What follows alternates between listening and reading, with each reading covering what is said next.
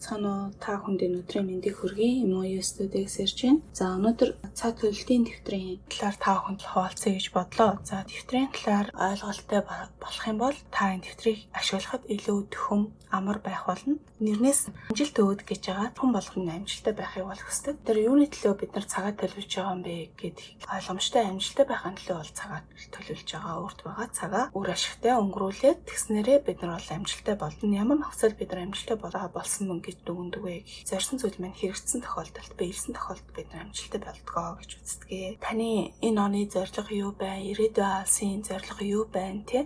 Тэгэхээр тэр болгоноо амжуулах чаас тэгэхээр амжилт гэдэг нэр те. Амжилт өөд гэд. За тэгээд 5 нь болохоор суур үнцэнүүд бол байж байгаа. Тэгэхээр энэ нь болохоор яг уу гэхээр та бас ингээд уншаад үзээрэй. Ер нь бол бидний зорилго бүтлгүүтэх зүйлүүд тохиолдлууд бол байдаг. Тэгэхээр эдгээр бүтлгүүтлүүд нь болохоор хөвчлэн энэ суур үнцэнүүдээсээ бол шалтгаалж бол явж идэг. За яг уу бүгд өсвөр наснаас ахгуулаад гэх мэт хүн болгон нөгөө бид нар тодорхой хэмжээний туршлагыг, мэдлэгийг, ур чадварыг бол хоримтлуулсан байдаг. Тэгэхээр тухайн хоримтлаас шалтгаалаад бид нар илүү амжилтанд хүрэх, илүү зүйлийг гүйцэлдүүлэх юм боломжийг бол олж авч идэг.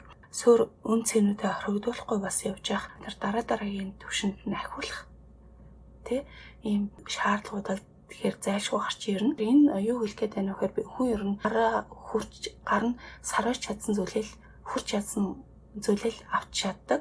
Модны хамгийн доотлын мөчрөөс ахвалаа дээд мөчр хүртлээ дүүрэн айлмтай байлаа гэхэд бид нар гараа хүрсэн зүйлэл авч хурааж чадна. Тэр айлмыг бол хурааж чадна. Харин түүнээс дээшгийг болохоор бид нар шат ч юм уу нэг гişүүр байж бид нар тэр альны модныхаа дээд хэсэг, дунд хэсгүүд эдгэр зүйлсүүдийг бол хурааж авах боломжтой болно. Үүнтэй адилхан хүний амьдрал ч гэсэн эдгээр суур талбаруудыг бид нар босгон байгуулж ийж амьдралынхаа явц дундаа тухайн үеийнхаа тухайн жилийнхаа зорилгоодыг бид нар хэрэгжүүлж тэнцэнээсээ бид нар бас чадруудыг энэ талбаруудаа бас урагшлуулна.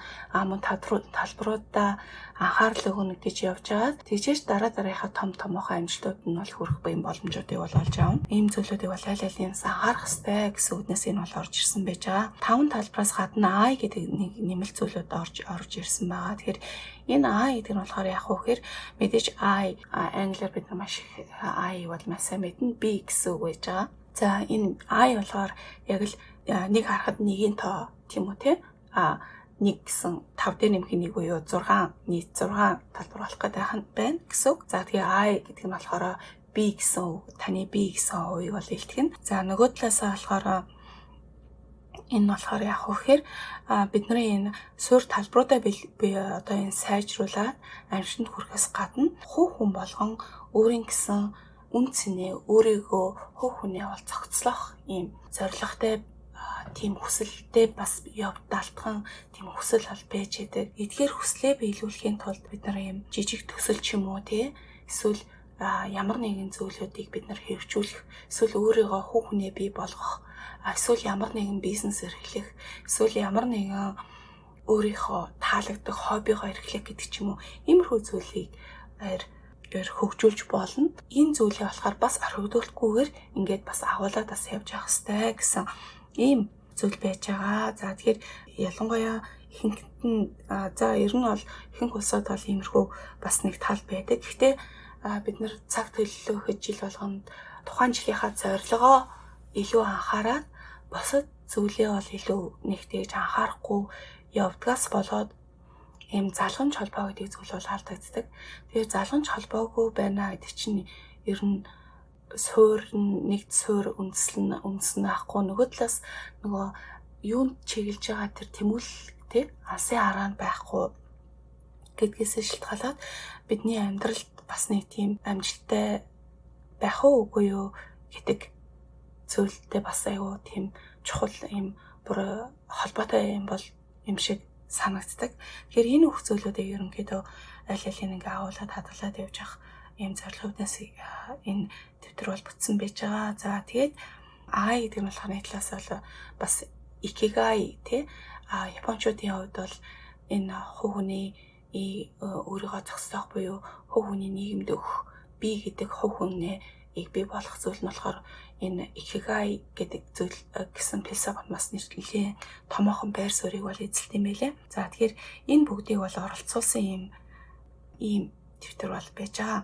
Тэгэхээр эдгээрийг та бүхэн бол сайн бодож үзээрэй, тунгааж үзээрэй. За тэгэх юм бол та бүхэн дэвтрийг бол ашиглахад илүү их амар төхөн байх болов гэж бодож байна. За тэгээд дэвтэр хөтөлтийн талаар хэрхэн яаж хөтлөх вэ гэдэг талаар дараагийн бичлэгээр за мөн та мөн худалдаж авахар зорж байгаа бол энэ сайт руу ороод энэ веб хуудаснаас эсвэл заяа Ikigai-тэй холбогдоод энэ Facebook хаягаар ороод та бүхэн бас захиалж болно шүү. Яг худалдаанд л анхудаа гаргаж авчаас маш хямдхан үнээр бол гаргаж байгаа. Хинч нэг удаагийн хоолны үн байж байгаа. Гэтэ танд бол энэ нэг удаагийн хоолны чинь үн, нэг удаагийн эсвэл 2 удаагийн ч юм уу кофений чинь үн таныг энэ бүтэн жилийн туршид гаргасан энэ үн чинь бүтэн жилийн туршид таныг бол дагалдаж явна. Та энэчнээс маш их үнцнийг олж авна шүү гэдгийг танд дахин давтан хэлмээр байна. За гэтээ ер нь бүгдд нь бол амжилт хүсье. За тэгээ юун төлөө бид нар энэ амжилт билээ те. За тэгээ дараагийн подкастаар холбогдъё. За баяртай.